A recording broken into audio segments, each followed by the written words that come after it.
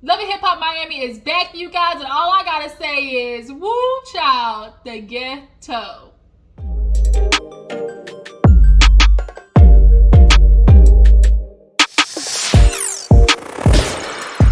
What is up? What is up, you guys? Your girl G here. Welcome back to my channel. How's everybody doing? We're going to be right back at it, you guys, and talk about Love and Hip Hop Miami, the 305, you guys.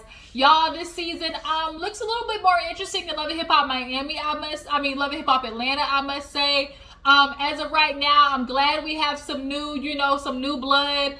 We have Nori from Drink Champs, and we also have Ace Hood.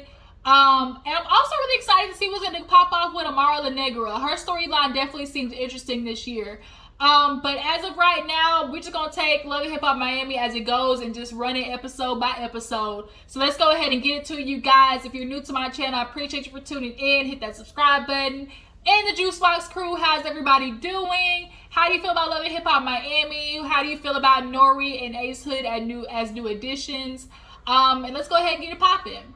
So we actually opened up the episode with Miss Trina, the baddest beach. Okay, that's how you gotta say it. The baddest beach, the baddest boosh. Girl. Y'all, my dog in here just walking everywhere like she owned the place. Boy, she over here playing with Junior. You know, she getting used to having like another dog by her. But nonetheless, we talking about Trina, y'all. Trina is, recuperating after, COVID, after her mother passing. She is, hello? Y'all, this is Hershey. I think I've shown y'all Hershey before. Okay, Hershey, can you look? Okay, look, okay. All right, love you too. Good night. Goodbye. All right, get down. I'll see you later in a second, okay? Thank you. Ooh, Lord. Just so needy, always want attention. So Trina basically is recuperating after losing Julian, who was a freaking scammy ass manager. She's on to our friend, I think Katie and something. They I don't know, whatever. These two people are her new management, and she is trying to figure out the new steps. But as of right now, she has her reunion going on for the Baddest Bitch album, the 21st reunion. And y'all, I'm not gonna lie, when it comes to Trina, I have like this love, I want to say love-hate, like not a hate, but just kind of like a content relationship with Trina. I love her for her music, who she is, but also just there's this weird thing with feeling like Trina low-key has this air about her that isn't correlating with her current status. Yes, are you necessarily known in the game? Would I consider you a legend per se? No, but you got some skin in the game.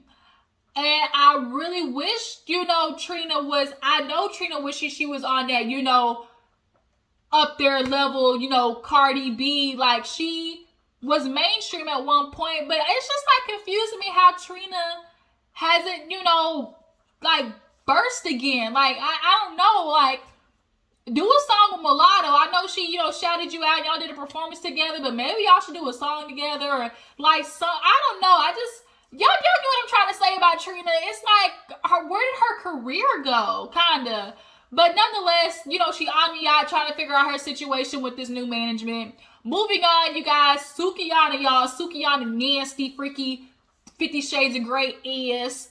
On the stage, licking microphones, unsanitary.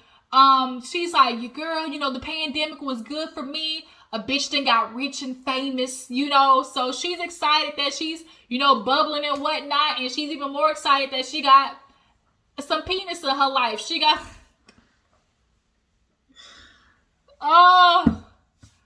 Sukiyana nigga name is Kill Bill. Now, Kill Bill is a fly movie, okay? Super underrated. But I'll be damned if I date a man and his name is Kill Bill. I'm sorry, what's your government name? Yeah, I love Kill Bill. He the one for me. He just as ratchet as me. They definitely got that hood love shit going on. And it ain't gonna end well. We all know how this is gonna go. But you know what? You be happy right now, Suki. So she's like, yeah, you know, he accepts me for who I am. You know, Sukiyana and Kill Bill, you know, we the ones. So now they start being back there. He's like, you know why I proposed to you? She's like, because I'm the trillest bitch. He's like, yeah, that too. But, you know, I love the way you know, care for me, my kids, you know, your kids. You're a good mom. You know, da-da-da-da. You know, they're loving on each other right now. He rubbing her feet and talking about, ooh, you know, I really want a baby. And literally all I'm thinking in my head is he is trying to get guaranteed. Guaranteed. Niggas these days is getting money. Like, they leaving their women divorcing and getting alimony checks, okay? Ask Kelly Clarkson, ask Mary J. Blige. Like, it's happening. And I think having a baby, if you impregnate Sukiyana, first of all, Kill Bill, what the f do you do? Like, she didn't say, oh, this my man Kill Bill, and he's a, you know how they love to do them slashes on Instagram? It's like slash, slash, slash, I'm this and this and this. Like, what? She ain't named nothing off of Kill Bill. So I'm just gonna have to assume that you a street pharmacist, or you know, somebody's somewhat road dog that you just tag along or whatever. But nonetheless, they talking about having babies and more babies. She's like, girl, everybody in my family, we fertile, you know, we fruitile, you know, we must reproduce. And it's like, Sukiyana, like, don't do this, girl. Boo boo. I'm telling you, don't do it. Don't do it. Don't do it. Especially with no nigga named Kill Bill. Okay? Woo child, the ghetto. Moving on from them, y'all, we have Nori, the new addition to Love and Hip Hop Miami, you guys.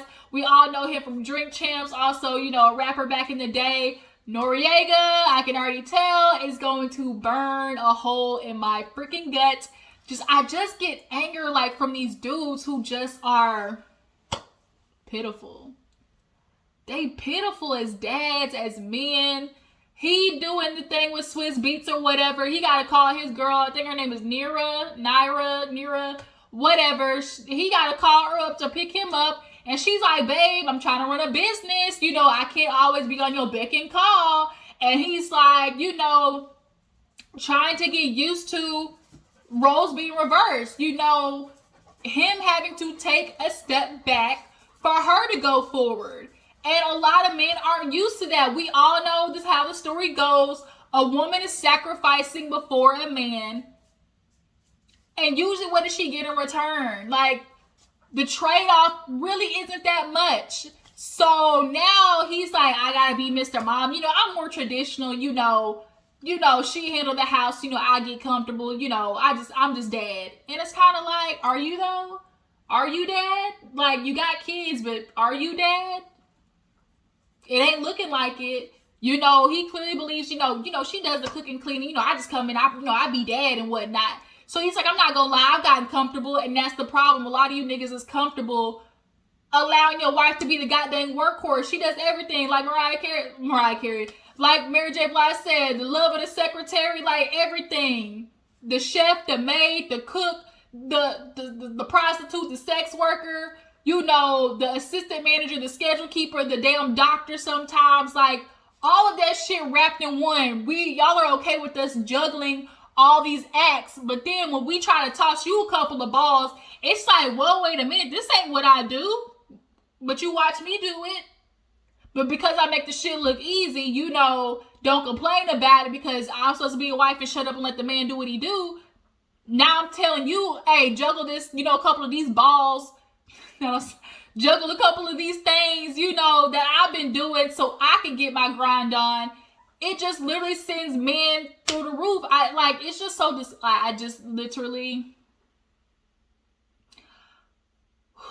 woosah. Nori, get it together. So, yeah, she's trying to open up a juice bar, you guys, and Nori is going to have to get over his misogynistic ways.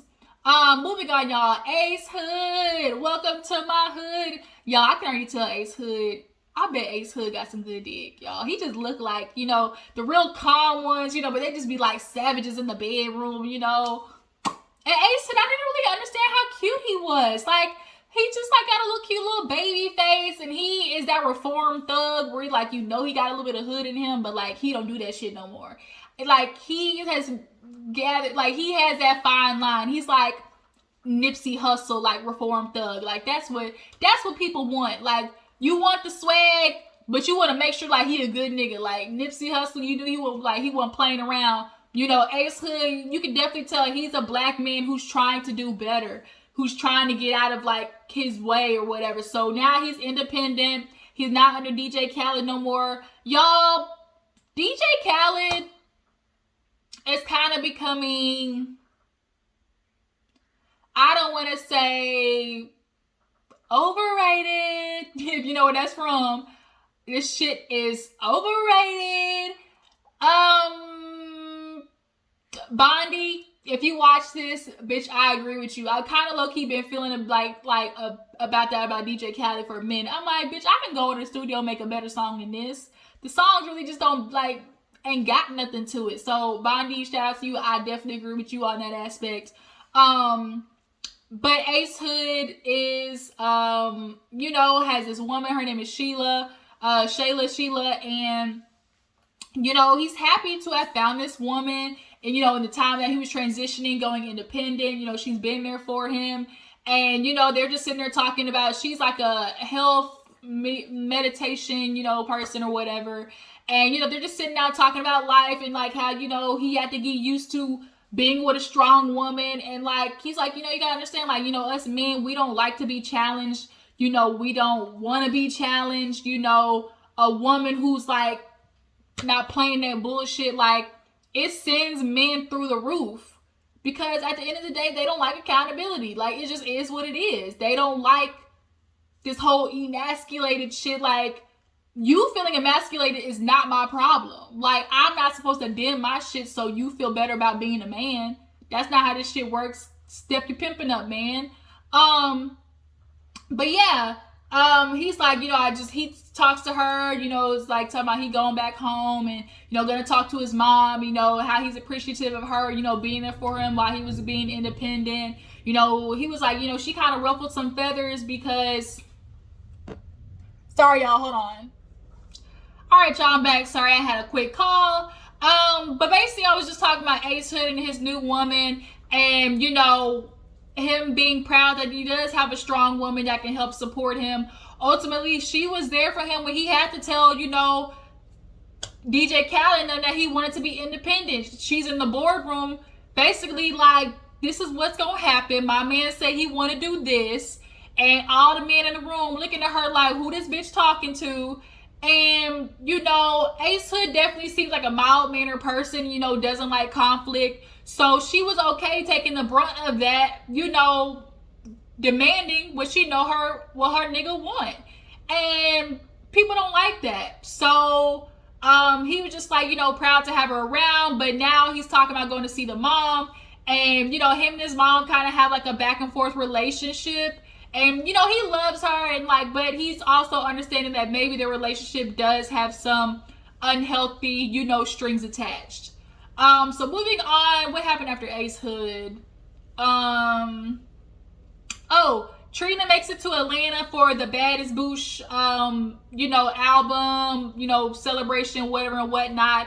But management picking up. Okay, management, y'all don't got y'all ish together, and now she's in Atlanta, really not performing because she went over budget. So now they're trying to be like, well, we might get you a minute or two intro. And then on top of that, you know, Trick, he back in Miami, you know, talking about the Trick and Trina show. He be like, man, you know, Trina, she show up when she want to. You know, I never know what day she gonna be there. So, you know, with days she show up with good energy, you know, I just take it as it is. But overall, you know, it's Trick at the moment. So then she asked back in Atlanta, she's talking about like, well, where's Trick? They called Trick like, hey, where you at? You know, we doing everything tomorrow, da-da-da-da. He said, I wasn't invited. Who fault is this? How y'all not invite Trick to the party? So now management trying to low-key point fingers at each other like, I mean, that ain't me. Like, that ain't my job. Like, so now Trina's getting pissed off. She's like, I don't have my shit together. It's giving me anxiety. Like, y'all need to get it together. So her and ain't that her sister? Yeah, her sister or cousin or whatever. They go upstairs and they talk about, you know, her moving forward, her being with Raymond. She loves Raymond. He's like the calm to her storm. And of course, it's like, okay, marriage and babies. She's talking about babies, like that's a maybe, you know, don't really know yet. She has, you know, kind of is doing like a self-saboteur moment where it's like, yeah, she wants babies, but she is putting it back because she's thinking about like her mom and like how, you know, she's like, you know, having grandparents are there for the spoilage. They are there to give you that little extra oomph, that extra love, that extra scoop of ice cream, even though your parents said no, bring you that couple of dollars, you know, just to give it to you just cause. She the person who, you know, cook food on the weekend. You go over there and just like eat and then fall asleep on the couch. Like, we all know grandparents. So, you know, that's hard for her. But I think too, it's like, you don't want to just think about that's what you're missing, and you're also missing out on, you know, unconditional love with your child. So, Ace Hood goes back to, you know, hometown or whatever. He loves it. He's like, I love being from a small town. He's like, it was a different transition, you know, going to the big city. I just love Ace Hood's vibe, y'all. Like, he just, you can tell, like, he's genuinely trying to do better. Like, and I just wish more niggas was like him in the industry, like, mentally, you know, emotionally. Like, he can actually communicate with his mom. Like, he knows how to communicate. That shit is so attractive. Like, a nigga who knows how to get across what he's saying and don't be on that fugazi shit. Like, oh my God, Sheila, you got a good one.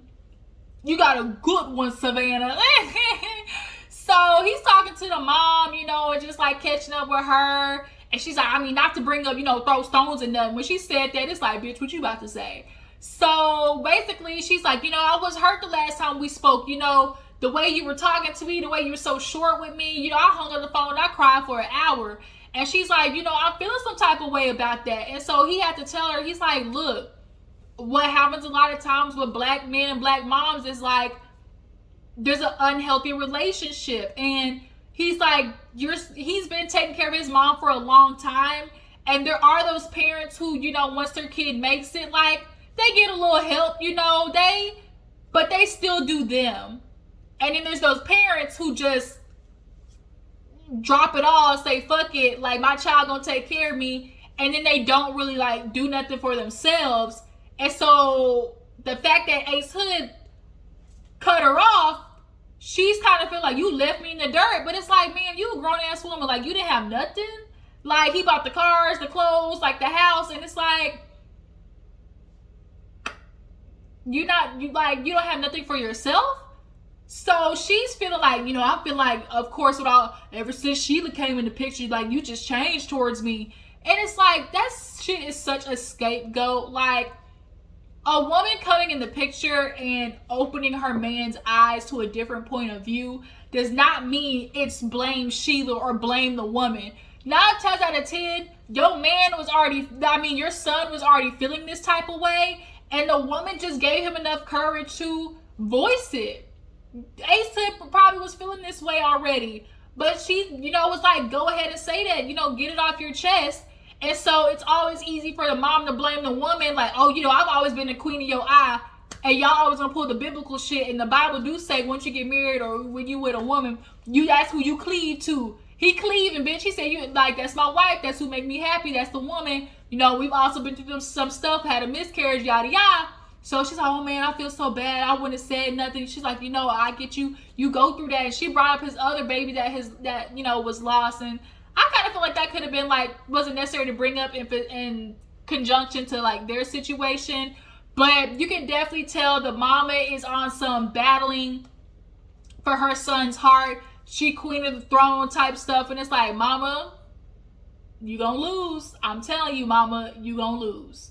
So after that, Sukiana? Yeah, Sukiana, she meets up with her mom, which happens to be her new manager. She did have Miami Tip, you know, Miami Tip got the ball rolling for her. Apparently, like, she was doing good. Maybe Trina, you might want to link up with Miami Tip, because if Suki said she was a good manager, like, she might be for you. And Miami Tip got the connects too. But yeah, so she's meeting up with her mom, and she's like, girl, you got me waiting. She's like, I knew I was gonna be on some shit, so I went and got me some wings and something to drink, and now I'm ready to talk to you. So the mom was like, look, you have been booming, you've been popping, but we need to now make this a brand. It's like, at some point when you start building your career, you start gaining a following, you now can't just be this person who does this, like, or this person who out there and just like has this type of stamp. Like, you got to create a brand, and like everything that's in the brand falls under the umbrella of that brand. And so the mom was like, we got shirts we can do, we got merchandise, we got all this type of stuff, but she's like, it's gonna require your time, and you like pushing, keeping going. She's like, well, let me think about that, because me and my man Kill Bill, we trying to have babies. We trying to, pop out a couple of chitlins. The mama's like, what?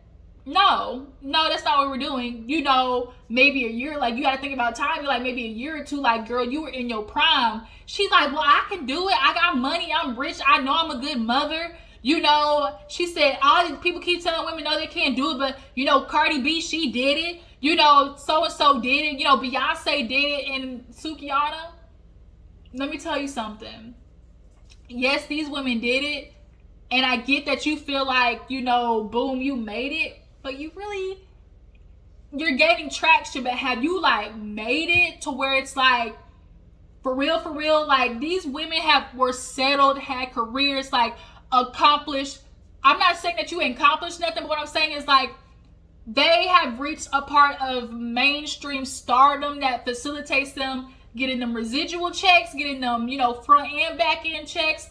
It allows them more leverage when it comes to going to people and doing business with them. You being pregnant, you have no leverage, because to them, you're still not really anybody. Cardi B got leverage. Like, Beyonce got leverage when she's pregnant. Like, you really don't, if y'all get what I'm trying to say. So, and then also, mama ain't watching no kids. You can definitely tell mama been watching Suki on the kids, and she like, I don't want it. Now Suki is getting pissed. She running, talking about, oh my God, I'm not doing this because I'm Suki. I can do what I want to do. Ain't nobody going to tell me nothing. Ain't nobody going to tell me how I feel but God himself. If I want to do it, I can do it. She's like, stop recording me. And I'm like, who is this Sukiana? Like, bitch, don't get your head pumped up. We get it, you making it Sukiana, but I just didn't like that. I really felt like she had a real diva moment. And it was like, girl, like, you kind of made it, but you ain't all that now. But yeah, that's where Love and Hip Hop Miami ended. I think that was honestly it. Next week we see Miss Sheila confront Ace Hood Mama. And so now it's Battle of the Queens, y'all. I appreciate y'all for tuning in. Tell me how you feel about Love and Hip Hop Miami. What you feel like the season is gonna be like.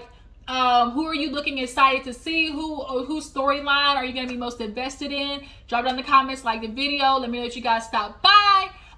Make sure you follow my Instagram, Twitter, you guys, and I will catch you guys later. Deuces.